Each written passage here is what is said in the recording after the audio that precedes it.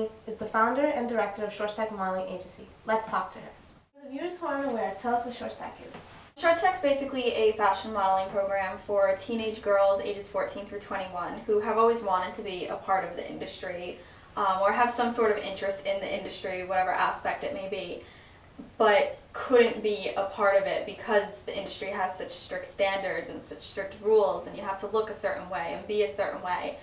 So it's for girls like that who just want experience, who want to learn a little bit more about the industry and really change the standards. And it's also become a really great self-esteem program, whether girls have an interest in fashion and modeling or not. You know, it's just about teaching them to be confident and love themselves for who they are. You want to tell your girls, like, oh, listen, you got to lose 10 pounds by a few next weeks, right? You take girls of, like, any shape, any size, it doesn't matter. Right, and even though it's for short models, there's a, I'm sure there's a height restriction, though. Like, Yes. you're not going to accept a 5'11" model, right? Yeah, no, I think actually our height limit, wow, I can't even remember. I think it's 5'6" actually, because okay.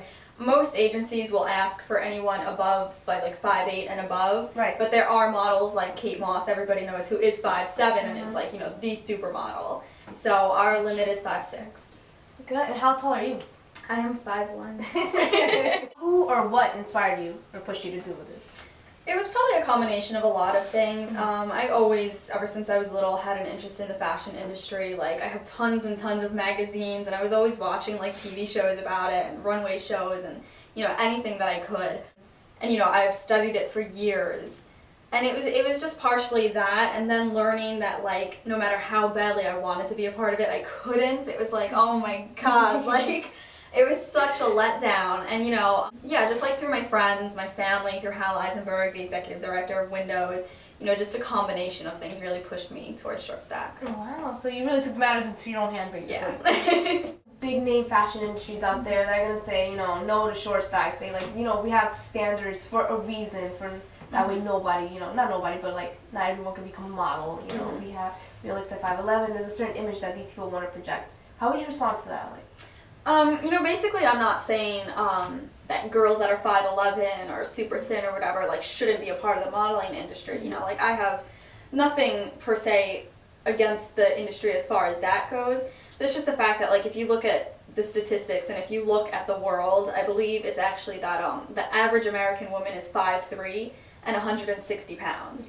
So how can you be, you know, out there, like, doing fashion shows and selling clothes for women who are 5'11" and 100 pounds when it's like, that's not America, that's not what real people are, you know?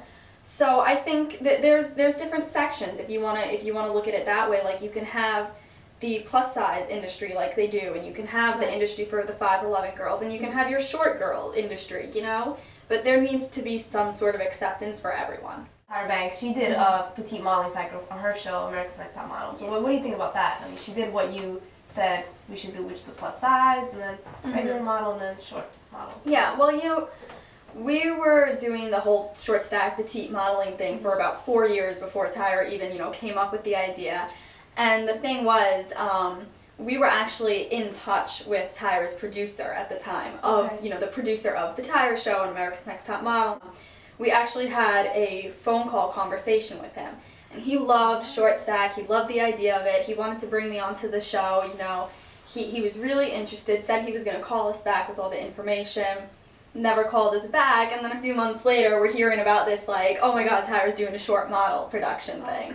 So I was like, are you serious? So, you know, I used to love America's Next Top Model, I used to love Tyra Banks, she was always one of, you know, my inspirations and one of my role models and everything. But after that kind of happened, and we tried reaching out to her so many times, we sent her gift baskets and letters and everything, like, I wanted her help with it so bad. Right. After that situation, it was just kind of like, okay, we need to move on. There's a certain image that you have to project onto your girls, I'm sure. Yes. A certain image of authority. I want to know how you find the balance between that. I know at photo shoots you relax a little bit and just have fun with the girls, or you always have to keep that image. Yeah, you know, it does get difficult sometimes, because I do try to keep the balance between being, I don't want to say boss or manager, you know, like that, like you said, like that type of authoritative position, and still being, like, friendly with the girls. You know, I can't really go out with, like, a party to the girls or, you know, stuff like that, because I feel like sometimes, like, you know, no matter how much I might love the girls and everything, like, I still need to keep that boundary. So at rehearsals and at photo shoots and everything, like I definitely do let loose, especially the day of the fashion show. It's just like all fun, you know, it's like this is it. So I definitely let loose. I'm definitely friendly with the girls. I hope they think so. But yeah, I mean, it comes to a time where like if the rules aren't being followed and girls are acting out of hand, or you know, things aren't going the way that they need to be going in order to get this program and this fashion show done, I definitely do take that kind of like step up as, you know, okay, we need to really get down to business here. Yeah, you have to, especially because you have models that are your own age, so you know. It's a little bit of a challenge. Yeah, that's where it gets kind of difficult, because there's even girls that are older than me in the program. So it's like, I always kind of worried, like, how am I going to sit here and tell a girl that's like 2 or 3 years older than me, like, what to do? But it's worked out really well. You know, all the girls are very respectful. You mentioned Hal Eisenberg. What is the connection between Lulu and Shortstack? I met Hal Eisenberg and came across his agency, Windows of Opportunity, when I was in high school, when I was 15. It was all because I was a part of a charity fashion show that he was kind of just thrown into. Like, he hadn't really known anything about the fashion industry, but one of his peer leaders asked him to kind of like help her out with it. So I was in that fashion show. We met through that and everything, and he saw me and he was like, you know, you're really good. You should actually become like a real model. So I started telling him like, not gonna happen. I'm 5'1", not gonna happen. You know, but long story short, he was basically came up with the idea for Shortstack. I always kind of wanted to be a model, but just kind of put it in the back of my head, like, you know, give it up, it's not gonna happen. So he put it into my head. He was like, but it can happen. So, you know, through that, kind of went home, started thinking about it some more, asked my mom and my dad about it, like, what do you think? Talked to my best friend, Tanya Rios. So yeah, Windows was basically like the starter of Shortstack before I even came up with it.